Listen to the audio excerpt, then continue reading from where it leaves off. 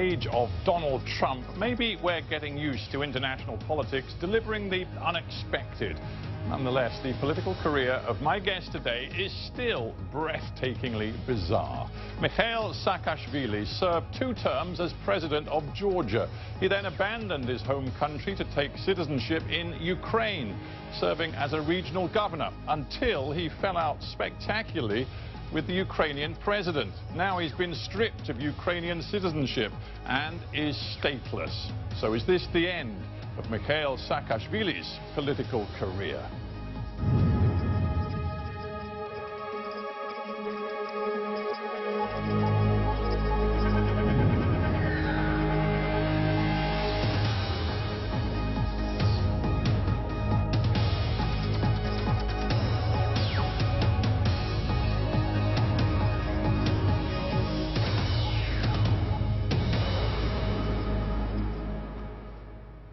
Mixheil Saakashvili in Warsaw. Welcome to Hard Talk.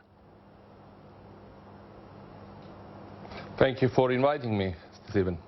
I have to ask you, why on earth are you in the Polish capital? Is it because as a stateless person you have no home and you really don't know where to go? Well, I have home. I have home certainly in Ukraine. That's my permanent place of residence. And I still have home in Georgia. I'm here because I was invited by my Polish friends after this decision of Poroshenko.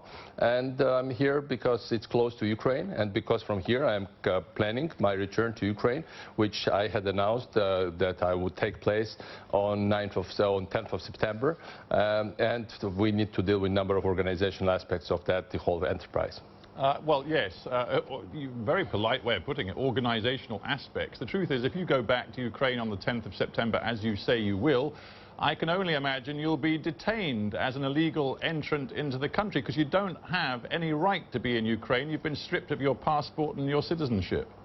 Well, first of all, I have full legal right, even if one considers that I'm a stateless person, which obviously is a very debatable thing. But even if I'm a stateless person in Ukraine, and stateless persons in Ukraine, under the Ukrainian constitution, enjoy all the rights of all the human rights inside Ukraine. That's first.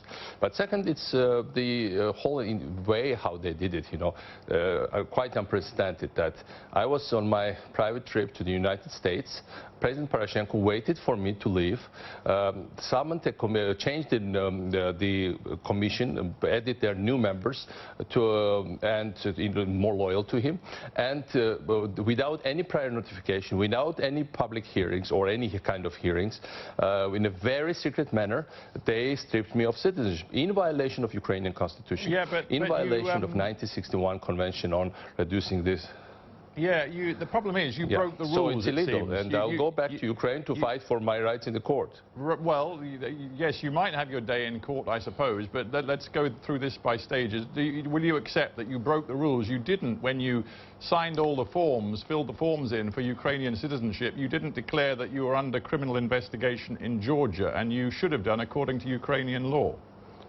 Well, certainly it's not true. First of all, I declared everything, and I'm now demanding that I should get all the documents which I filled, because they published some document on which there is my fake signature, and even Prosecutor General of Ukraine, in the conversation with journalists, recognized that it's a fake signature because he knows well me and he knows my signatures, because I happened to award him with medals when I was president of Georgia, something like that. So and this wasn't even my signature, but even that had been true, which is not true, Ukraine's president has no right to deprive Ukraine's citizens of citizenship. It is just forbidden, especially when you don't have any other citizenship. And they are used to the fact that many people in Ukrainian parliament, in Ukrainian politics, among Ukrainian oligarchs, basically almost everyone has other countries' citizenships. They never deprived them of anything.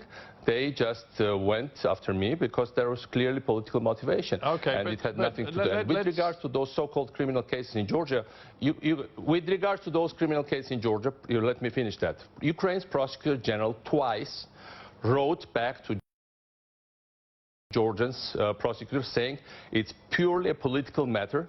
There is no legal substance to criminal matters investigation in Georgia, and Ukraine refused officially to recognize them on 2 occasions. Yeah, well, let's hang on. I'm going to stop you because it's complex, and I'm trying to simplify it for our audience. But the fact is, going back to 2007, when you were president of Georgia, it is now alleged in the Georgian courts, and you face charges as a result of this, it is alleged that you abused your power in the way that you handled and repressed some protest demonstrations, and also in the way you tried to intimidate, it is said, an opposition TV station. Now, those are charges that you face in Georgia. The Ukrainians have said that if you try to get back to Ukraine, they will then consider a Georgian extradition request to send you straight to Tbilisi to stand trial.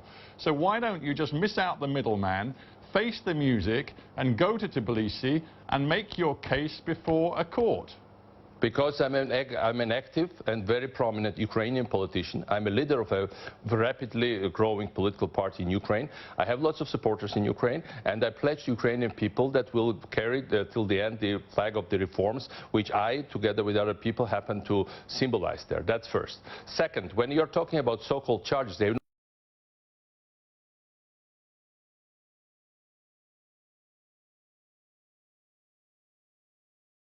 not been recognized by any countries, other countries in the world. Interpol specifically refused to just start to issue a search warrant, the arrest warrant on me, because from the parliamentary elections, he happened to be the biggest private shareholder of Russian Gazprom, and this man got $2 billion for elections, with specific mandate that was openly articulated both by Putin and Medvedev. He said, we want in Georgia the government that will try Saakashvili. Now, the government came in, they gave them money, about this is all extraordinarily complicated, and then they started the cases, so nobody takes them seriously. Well,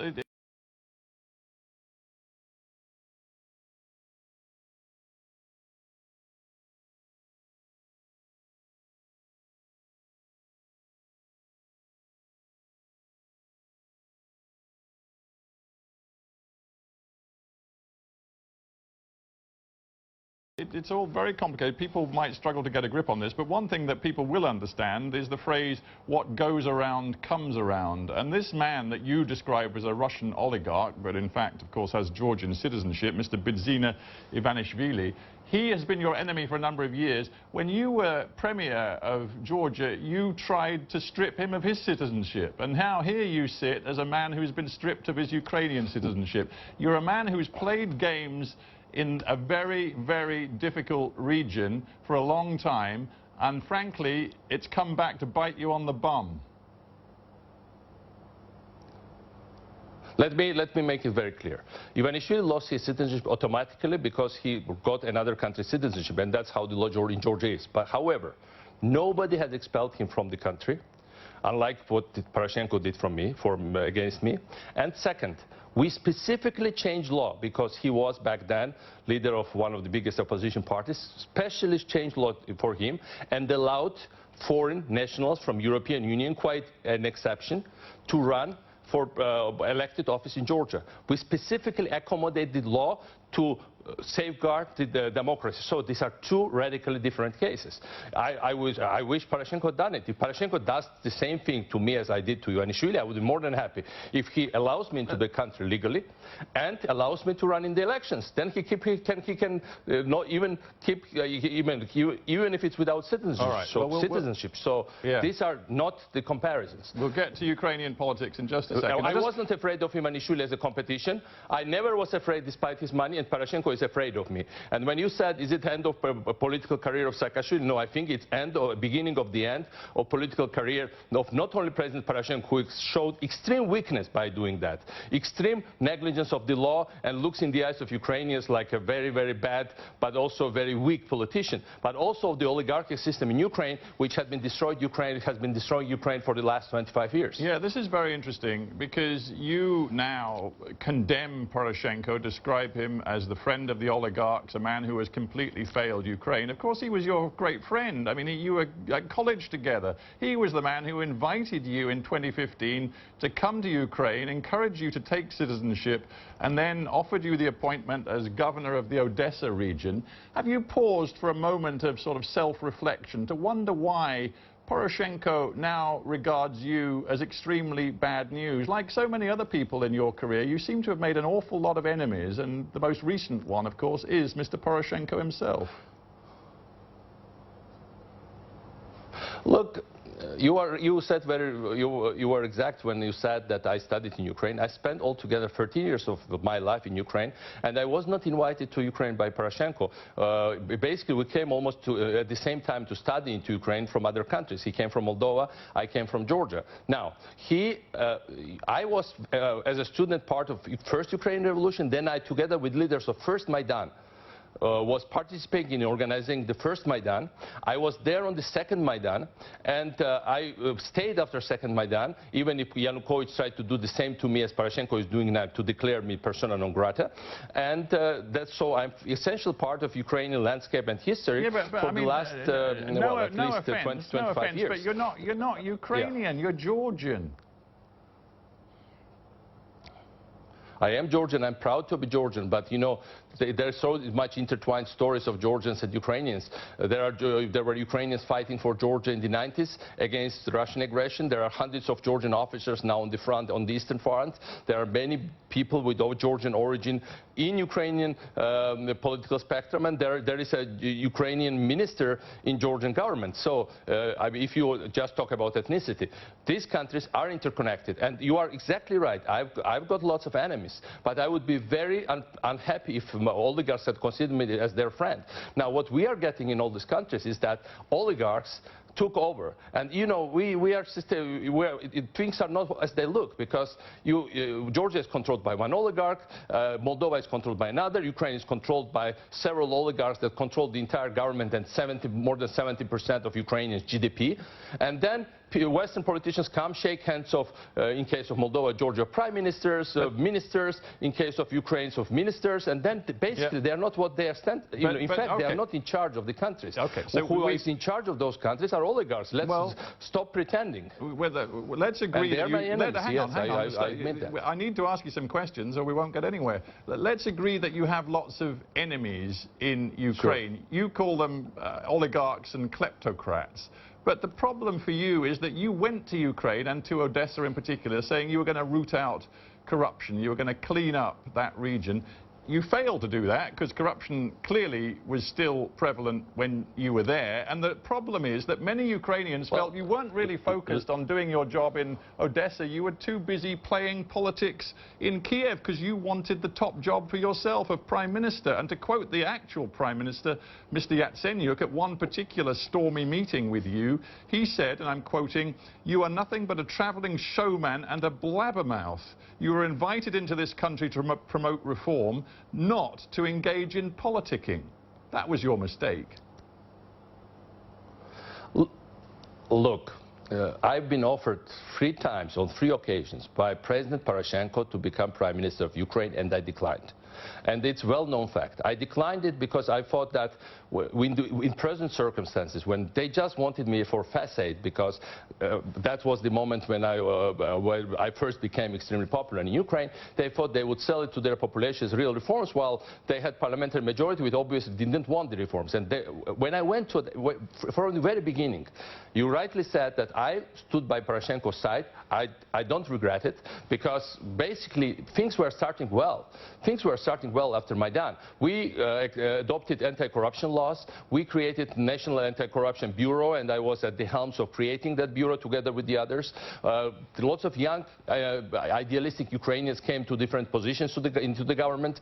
And indeed, I went to Odessa as part of a deal to clean up the most corrupt, but also the most strategically important, arguably, region of Ukraine, and also a region that was strongly destabilized by separatist and movements and Moscow intrusion. And I went there specifically with clear promise from Poroshenko that he would help me to clean up there by also changing some laws in Kiev and by making customs more transparent, by making the tax system better. And instead, we got exactly the opposite. The very moment when I confronted the clans, and I think we delivered on the fact that customs in Odessa, which is the most important customs on Ukraine, for all the time I was there was absolutely clean, and that's well-known fact. Then we created the best public services whole in Ukraine. I basically pushed the central government for the first time in 40 years to build a very important strategic road to restore it, because it was the worst road in Europe. We had some achievements, you're making a change case. The fundamentals. You're making a fundamentals case. Was when it came to real things, to changing the laws, allowing these changes to be reversible, Poroshenko played the opposite side. He went to the other side. That was the main reason when I said, and then it's like, you quoted Yatsenyuk, but it's 2 days ago they charged a big anti-corruption activist, Vitaly Shabunin. So another wave of cracking down on pro-democracy and pro-anti-corruption fighters. And you know what was the things that government people are saying? You are anti-corruption fighter. Why we have corruption if you are so successful? So they're blaming us for their vices. They're blaming us because for them willing to kill their country. We are doing our best.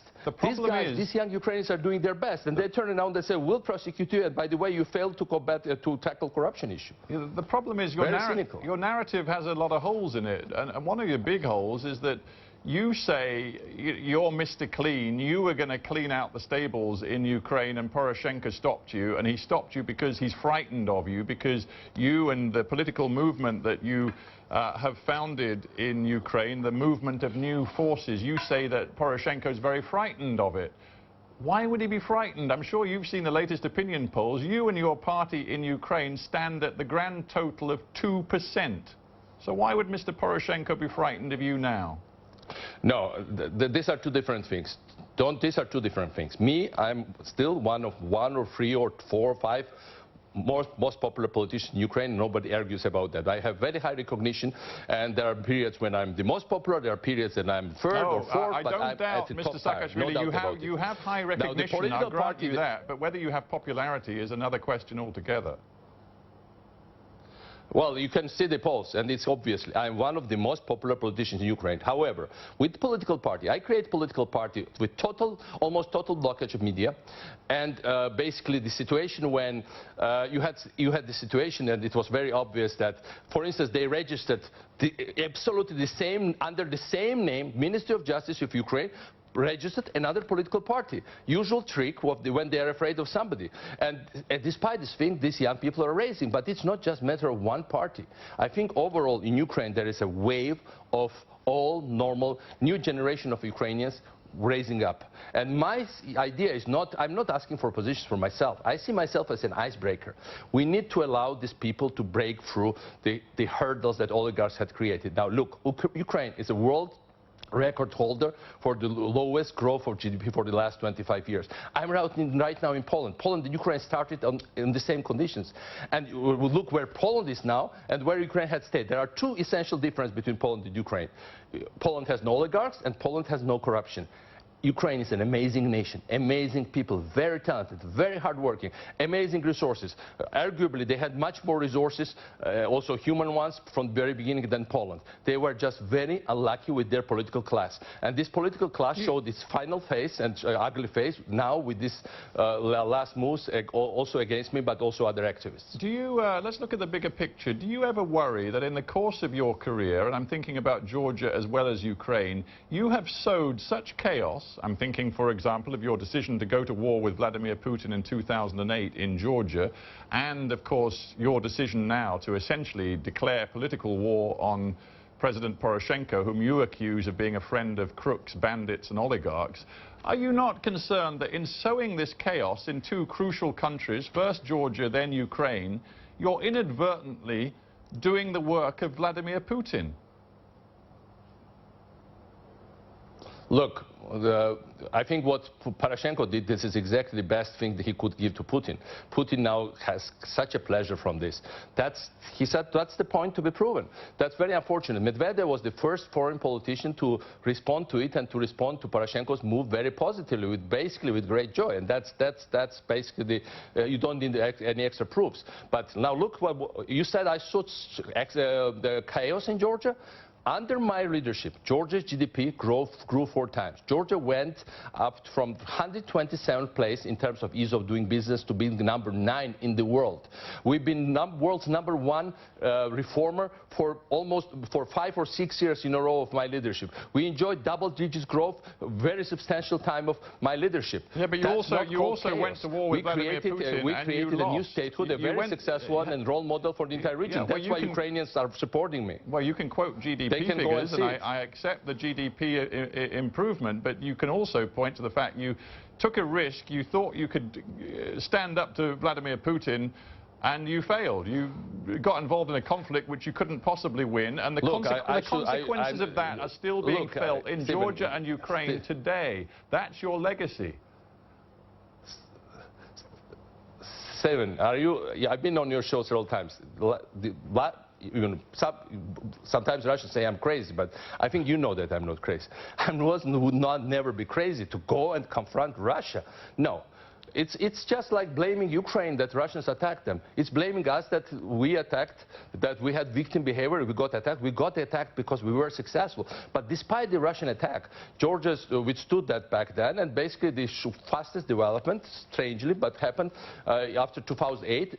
After world financial crisis and after Russian attack, the Georgian cities mushroomed, and jobs went up, and Georgia went up on every international benchmarks and ratings, and that's happened on my watch. So that's exactly, Ukrainians are aware of that, and Ukrainians would like to have the repetition of the same thing in Ukraine. Ukraine deserves much better life. Ukrainians are heroic. We should not blame Ukrainians that they got attacked. They get attacked every day. Is it them to be blamed? But they're heroically standing their grounds and protecting their country, by the way, together with many Georgians that came to fight alongside Ukrainians as well. Before we end, I just want to ask you a quick question about Donald Trump and the way that the region, your region, sees Donald Trump. You made a very great point when Trump won in 2016 of talking about your association with Donald Trump. You put up, or at least you posted on the internet, posters of you and Trump back in 2012, shaking hands, and it appeared to be doing a deal to build a Trump Tower in Georgia, which of course never got built. But you claimed to be a friend of his, and you criticized President Poroshenko for siding with Hillary Clinton. But as you look at the region today, do you really think that being close to Donald Trump is in the interests of Ukraine or indeed Georgia, given his relationship or his ambition to build a warmer, better relationship with Russia? Well, first of all, I'm very proud of the project we were doing in Georgia, and it hadn't got built because I left the government. For the last 5 years since I left, as I said, Georgia's GDP quadrupled on my watch, and under this government of Russian oligarch Ivanishvili, basically it's not even in dollar figures, it's less than it was under my presidency. So it's a disaster, and basically almost all big projects have stopped, and Trump Tower has stopped as well. Well, but the project was great. But hang on, isn't the truth that Donald Trump is a bit of a disaster for Ukraine? Isn't that the truth? Look, the United States have been very supportive of Ukraine's territorial integrity, and I think that had not changed. There was travel of Vice President recently to Georgia and Tillerson here, and they were very supportive. And the Ukrainian nation and Georgian nation deserve all the support of the world for what they are achieving, and I don't think that's changing with this administration. I would not exaggerate and I don't really think, but several things what Donald Trump stands for. Basically, it's not good for Russia. He stands for energy independence of America, not good for Russia. Stronger Russian-American military, not good for Russia. Now Americans are starting to talk, and I was lobbying for it in Congress, for little weapons for Ukraine to defend itself, not good for Russia. So things are moving the right direction. If we speak to you again in 1 year from now, will you be in politics or in prison? Well, if I am in prison, you won't be in position to speak to me. So hopefully you'll be in position to speak with me. But in the end, we'll win. And you'll see that everything I said will come true. We have to end there. Mixheil Saakashvili, thank you very much for being on Hard Talk. Let's hope we can speak again in 1 year. Indeed. Thank you very much.